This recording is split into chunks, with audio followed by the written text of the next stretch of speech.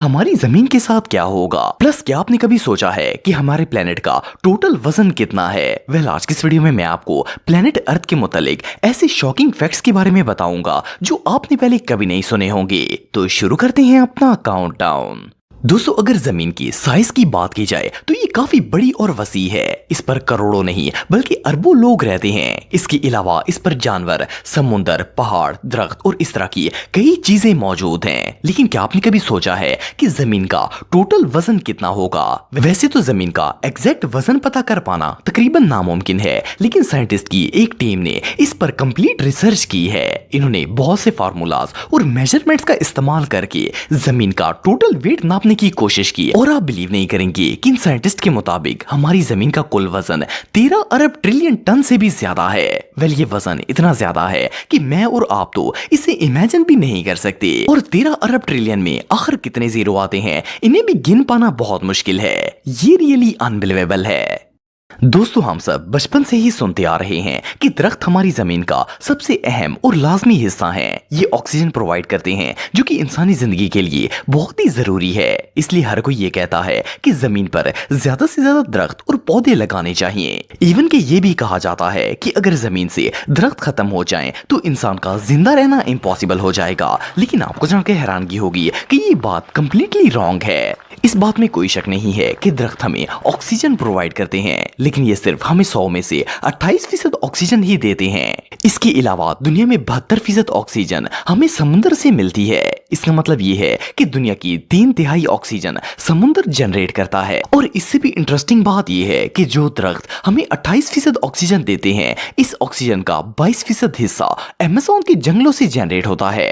It means कि Amazon के जंगलों के अलावा दुनिया भर में जितने भी दरख्त मौजूद हैं, वो सारे मिलकर हमें 6% ऑक्सीजन प्रोवाइड करते हैं। ये रियली अनबिलीवेबल है। दोस्तों, ये बात तो हम सब जानते हैं कि एक दिन में 24 घंटे होते हैं और 24 घंटे गुजारने के बाद एक नया दिन शुरू हो जाता है। लेकिन क्या आप जानते हैं कि दिन हमेशा से 24 घंटे का नहीं था। आज से कई हजार साल पहले एक दिन में 21 घंटे ही हुआ करते थे। लेकिन हमारी जमीन में तब्दीलियां आने की वजह से दिन आहिस्ता आहिस्ता बढ़ते गए और अब एक दिन 24 घंटे का होता है। लेकिन अगर जमीन में आने वाली तब्दीलियों की बात की जाए तो इनकी मेन रीजन जलजले और इरप्शंस वगैरह होती हैं। असल में जमीन क्योंकि एक फ्लो में गर्दिश कर रही है और अगर किसी जगह पर जलजला वगैरह आता है तो इसका फ्लो टूट जाता है। और जब ये फ्लो टूटता है तो जमीन की स्पीड कम हो जाती है, जिससे वो सूरज के गिर्द अपना चक्कर मुकम्मल करने में देर लगाती है और इससे वक्त ऑटोमेटिकली बढ़ जाता है। आपको जानकर हैरानगी होगी कि जमीन की स्पीड हर साल 1.7 मिलीसेकंड कम हो जाती है। और साइंसदानों का कहना है कि एक दिन ऐसा आएगा कि जमीन हरकत करना बंद कर देगी और शायद ये वही वक्त होगा जब सूरज मगरब से तलू होगा।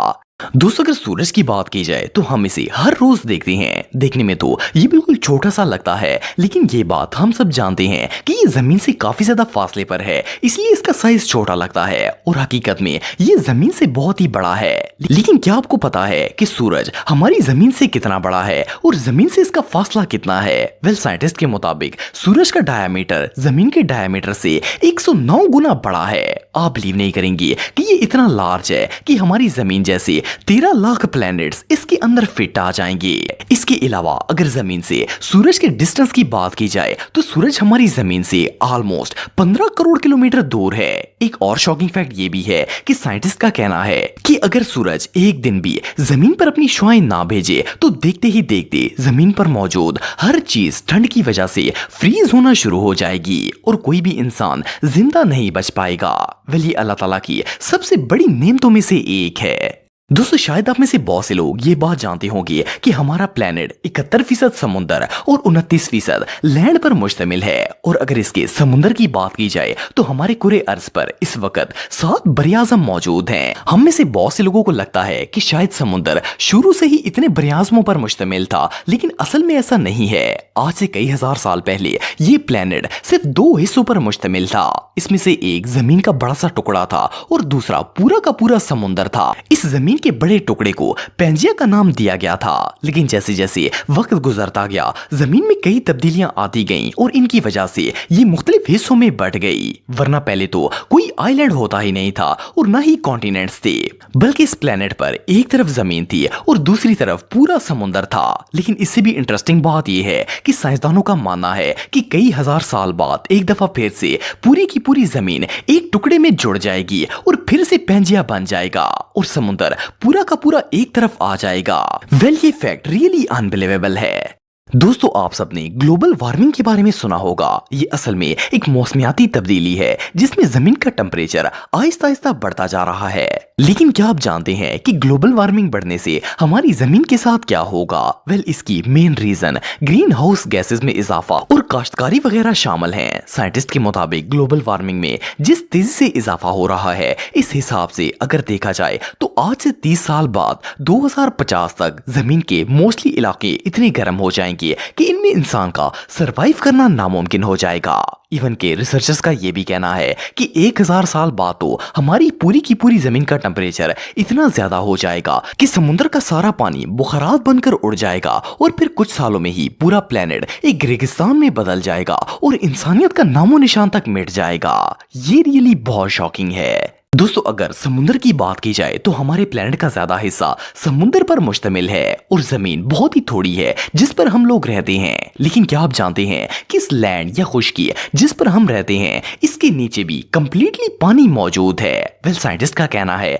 कि अगर जमीन की खुदाई की जाए तो इसके नीचे आपको पानी के अलावा और कोई भी चीज नजर नहीं आएगी। लेकिन इससे भी शॉकिंग बात यह है कि साइंसदानों ने समुद्र की तह में भी जमीन के नीचे एक और समुद्र दरियाफ्त किया है। रिसर्चर्स के मुताबिक समुद्र की तह से 660 किलोमीटर की गहराई में एक और समुद्र मौजूद है और ये समुद्र इस समुद्र से 3 गुना ज्यादा बड़ा है। असल में इन दोनों समुद्रों के दरमियान में जमीन की एक लेयर मौजूद है जिसने इन्हें अलग करके रखा हुआ है। इनफैक्ट कुछ माहिरीन का यह भी मानना है कि हमारे प्लेनेट पर जो समुद्र मौजूद है असल में वो इसी बड़े समुद्र से निकला हुआ पानी है जो इसकी गहराई में मौजूद था। माहिरीन के मुताबिक कई करोड़ साल पहले इनके दरमियान मौजूद लेयर में सुराख होने की वजह से बड़े समुद्र का पानी ऊपर आ गया था और यहाँ भी एक समुद्र बन गया। वेल, अगर इस लिहाज से देखा जाए तो जमीन पूरी की पूरी पानी पर मुश्तमिल है और हम पानी के ऊपर ही रह रहे हैं।